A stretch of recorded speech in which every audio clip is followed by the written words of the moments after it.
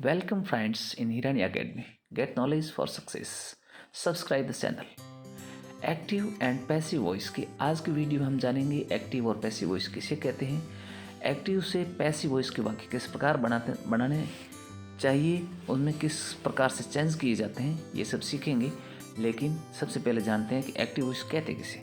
Active voice वो वाक्य होते हैं जिसके अंदर सब्जेक्ट प्रधान होता है, यानी कर्ता वाक्य में सबसे पहले लिखा जाता है और वर्ब कर्ता के पुरुष और वचन के अनुसार आती है। ऐसे वाक्य एक्टिव वॉइस कहलाते हैं। जैसे राम किल्ड रावण, तो यहाँ पर सब्जेक्ट है राम, तो सबसे पहले लिखा गया है, और किल्ड वर्ब है और रावण उसका ऑब्जेक्ट है, राम सब्जेक्ट है, तो सब्जेक्ट सबसे पहला लिखा गया है। अब दूसरे वाक्य को अपन देखें तो ही राइट्स ए लेटर, वह एक पत्र लिखता है। यहाँ पर ही सब्जेक्ट है, राइट्स वर्ब है और ए लेटर ऑब्जेक्ट है। दूसरे प्रकार से इसी वाक्यों को अपन घुमा के लिखें तो उसको कहेंगे पैसिव वॉइस, जिसको हिंदी में कहते हैं कर्मवाच्य। इस प्रकार के वाक्यों में कर्म यानी ऑब्जेक्ट सर्वप्रथम लिखा जाता है, यानी कार्य प्रधान ये वाक्य होते हैं कर्मवाच्य वाक्य, जिसमें सबसे पहले ऑब्जेक्ट को लिखा जाता है और वर्ब ऑब्जेक्ट के पुरुष और वचन के अनुसार आती है। पैसिव वॉइस में ऑब्जेक्ट को सर्वप्रथम लिखा जाता है, इस बात का विशेष ध्यान रखें। दो उदाहरणों के द्वारा विथ टू एग्जाम्पल्स हम सीखेंगे। देखें जैसे रावण, पहले वाक्य को देखें, राम किल्ड रावण, तो रावण वहाँ पर ऑब्जेक्ट था। दूसरा वाक्य जैसे यहाँ पर लिखा हुआ है Ravan was killed by Ram, तो रावण यहाँ सब्जेक्ट बन गया। और चूँकि पास्ट टेंस का वाक्य था किल्ड, यानी सेकंड फॉर्म लगी हुई है, तो यहाँ पर वाज आ रहा है। क्योंकि पास्ट टेंस का वाक्य था इसलिए पास्ट टेंस बनाने के लिए पासिव में पैसिव वॉइस बनाते समय वाज का प्रयोग करेंगे और वर्ब की थर्ड फॉर्म यानी किल्ड का प्रयोग करके और बाई के द्वारा सब्जेक्ट को जोड़ दिया गया है।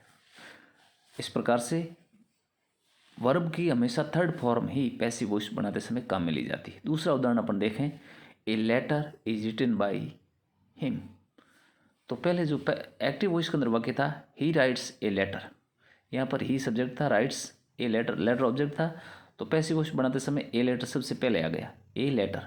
और ए लेटर चूँकि सिंगुलर नाउन का वर्ब है इसलिए इज उसके अंदर हेल्पिंग वर्ब आएगी। चूँकि सिंगुलर है तो एक क्वेश्चन के साथ प्रेजेंट टेंस की वर्ब आती है हेल्पिंग वर्ब इज, और राइट की थर्ड फॉर्म रिटन, और फिर बाई लगा करके ही जो सब्जेक्ट था उसका ऑब्जेक्ट हिम वो बन गया है। इस वाक्यों को अपने एक उदाहरण के द्वारा समझते हैं।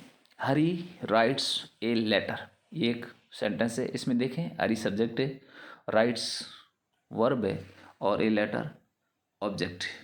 अब इन तीनों के द्वारा बताया गया है कि जो ए लेटर सबसे बाद में था पैसिव वॉइस बनाते समय उसको सब्जेक्ट के लिए सबसे पहले लिख लेते हैं, यानी सबसे पहले ऑब्जेक्ट, उसके बाद में हरी जो सब्जेक्ट था उसको सबसे लास्ट में, और राइट्स ये वर्ब है।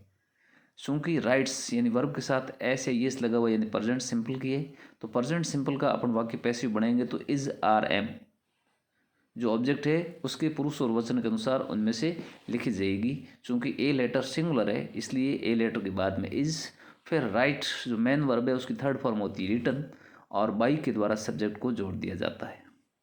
अब अपन सिंपल या एसरेटिव सेंटेंस के वाक्य बनाने के अभ्यास करते हैं।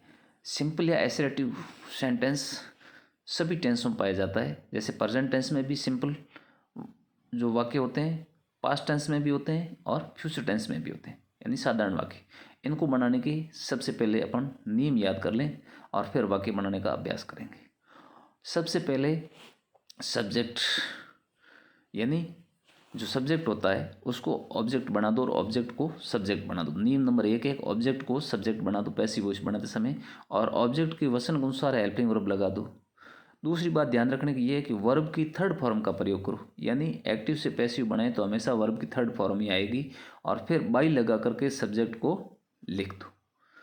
यदि एक्टिव वॉइस के सब्जेक्ट या ऑब्जेक्ट दोनों का कोई एक प्रोनाउन हो तो आपस में बदलने के लिए मैं एक टेबल सिखाऊंगा आपको आगे, लेकिन सबसे पहले आप इस चैनल को सब्सक्राइब कर लीजिए, फिर आगे बढ़ते हैं और इन नियमों को एक बार फिर देख लो कि सबसे पहले क्या करना, ऑब्जेक्ट को सब्जेक्ट बनाओ, फिर ऑब्जेक्ट के वचन के अनुसार लगाओ, फिर वर्ब की थर्ड फॉर्म का प्रयोग करो और बाई प्लस सब्जेक्ट को लिख दो।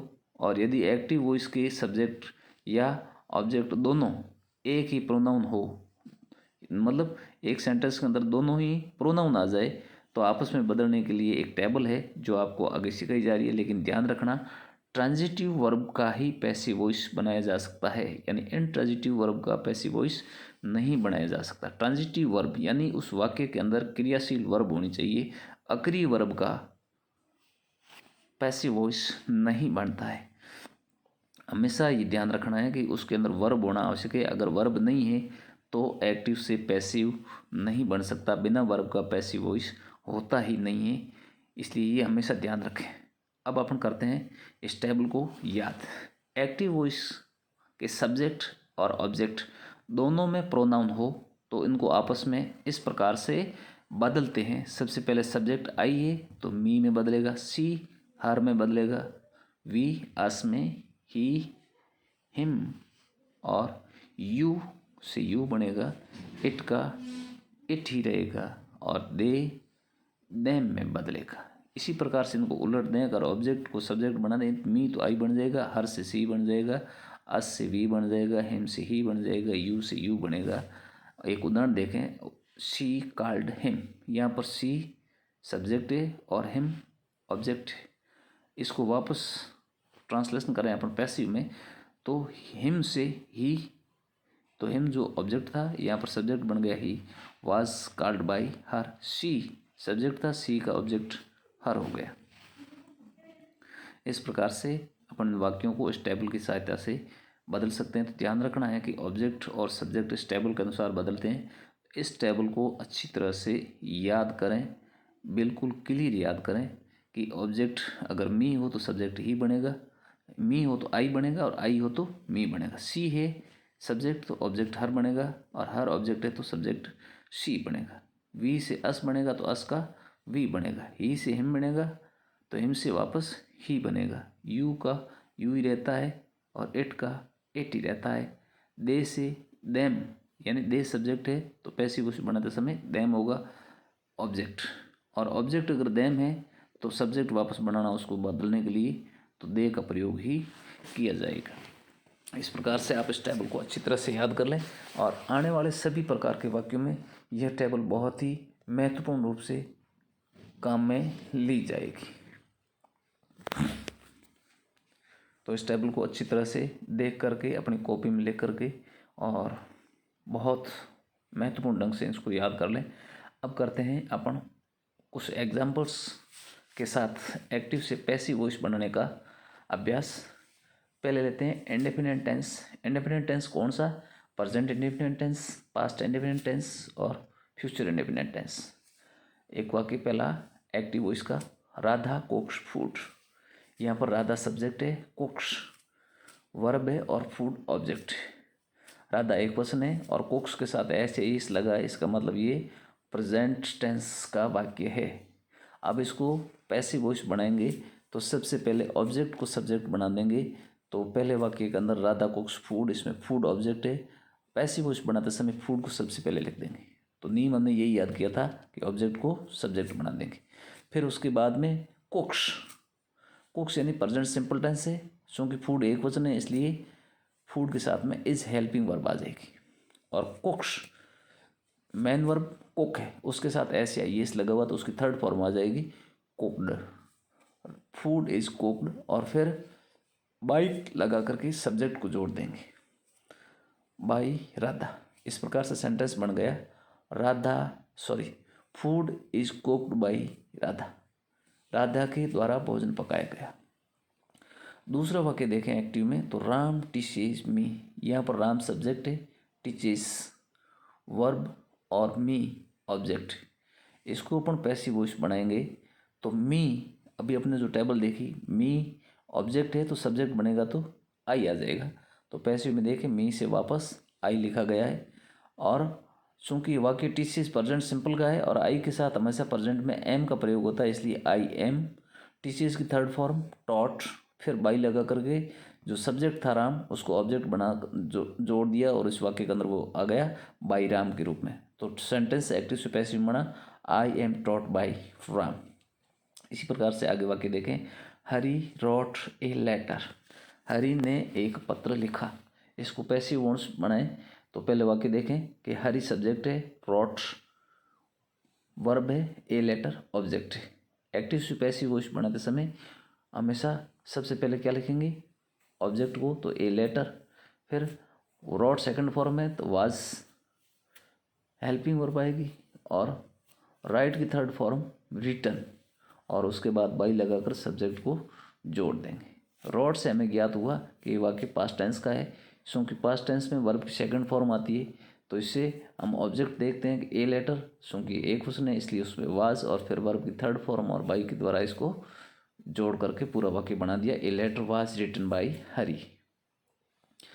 अगला एक्टिव वॉइस का वाक्य है पुलिस कॉट ए थीव्स। यह मुझे लगता है एक गलती से लिख दिया गया है, ए नहीं होना चाहिए था, पुलिस कॉट थीव्स ये होना चाहिए था, पुलिस कॉट थीव्स। पुलिस ने चोरों को पकड़ा, तो ये पास्ट टेंस का वाक्य बन गया है। यहाँ पर पैसिव बनाए तो थीव्स बहुवचन है, इसलिए हेल्पिंग वर्ब चूंकि पास्ट टेंस में बहुवचन के लिए वर आएगी, थीव्स प्लुरल है तो थीव्स वर। कॉट की थर्ड फॉर्म कॉट होती है, कैच कॉट कॉट, तो caught, thieves were caught by police, thieves were caught by police. अगला वाक्य राम विल टीच हिम। यहाँ पर विल देखते ही हमें पता लग जाता है कि वाक्य फ्यूचर टेंस का है। Ram will teach him, future tense में से जब एक्टिव से पैसिव वॉइस बनाएंगे तो विल के साथ बी का प्रयोग करेंगे, क्योंकि यहाँ पर हिम ऑब्जेक्ट है तो सब्जेक्ट बनेगा ही, हिम से ही बनेगा, he will be taught by Ram, he will be taught by Ram.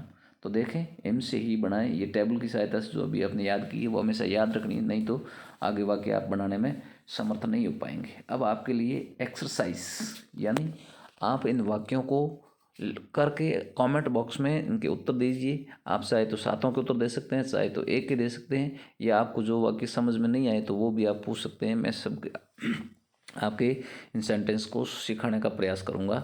आपको ये वाक्य बनाने एक्टिव से पैसिव वॉइस में। Sense the following sentences into passive voice. Trees gives fruits, देख लें कौन सा टेंस का वाक्य है, किस प्रकार बदलेगा, जो अभी समझाया है। दूसरा सविता सिंग्स ए सॉन्ग, इसको भी देखें टेंस कौन सा है, किसके अनुसार हेल्पिंग वर्ब क्या आएगी और वर्ब की कौन सी फॉर्म किस प्रकार से बदलना है। She throws A ball, Rakesh saw A bird, farmer flogged the fields, batsman will throw the ball outside, she will perform dance। इन वाक्यों को आप एक्टिव से पैसिव वॉइस बनाएं। ध्यान रखें वो तीन नियम कौन से, सबसे पहले ऑब्जेक्ट को सब्जेक्ट बनाएं, फिर हेल्पिंग वर्ब लगाएं, फिर सब्जेक्ट को ऑब्जेक्ट बना करके लिखें। और इस वीडियो को आप सब्सक्राइब, लाइक और शेयर करें। हिरानी एकेडमी को आप आगे से अधिक बढ़ाएं ताकि आपको अच्छे से वीडियो मिले, और अपने दोस्तों में ज़रूर शेयर करें। Thanks for watching, thank you very much, well done. इसी प्रकार से आप देखते रहें, आगे इसकी शायद 1 से 5 और वीडियो आएंगी, तो इसको सब्सक्राइब ज़रूर